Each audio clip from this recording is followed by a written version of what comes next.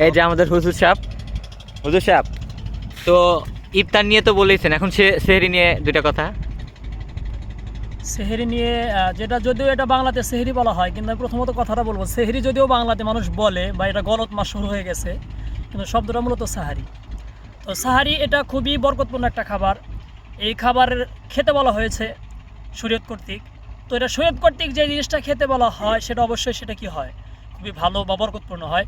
এই জন্য আমরা সাহারি খাবো এই নিয়তে যে আল্লাহ তাআলা বা রসুলের পক্ষ থেকে আমাদেরকে খেতে বলা হয়েছে বিধায় এই জন্য আমরা খাইতেছি, বা সেহরি খাওয়ার দ্বারা রোজা রাখতেছি বা সেহরি কষ্ট হবে সেহরি না খাইলে এই জন্য খাইতেছি, এমন নিয়ত করবো না।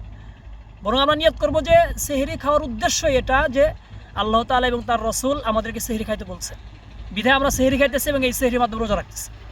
কারণ আমরা তো জানি ইন্নামাল আমালু বিন্নিয়াত বা ইন্নামাল লিইমরিইন মা নাওয়া। ওমর রাদিয়াল্লাহু তাআলা তিনি বর্ণনা করেন যে প্রত্যেকটা কাজের দরমাদার কার উপরে, নিয়তের উপরে, ঠিক আছে।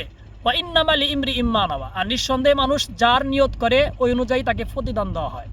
তো আমরা যদি এখন এই নিয়ত করে যে আল্লাহ তাআলার হুকুম আদেশ, এই নিয়তেই আমরা সাহারি খাইতেছি, তো এই সাহারি খাওয়ার কারণে আমাদের রোজা তো হবেই, কষ্ট তো লাঘব হবেই, পাশাপাশি আমরা এখান থেকে একটা আলাদা বেনিফিট, আলাদা সওয়াব পাবো। আমরা এখান থেকে শেখার চেষ্টা করি। আমাদের সকলকে আল্লাহ তাআলা বোঝার তৌফিক দান করেন।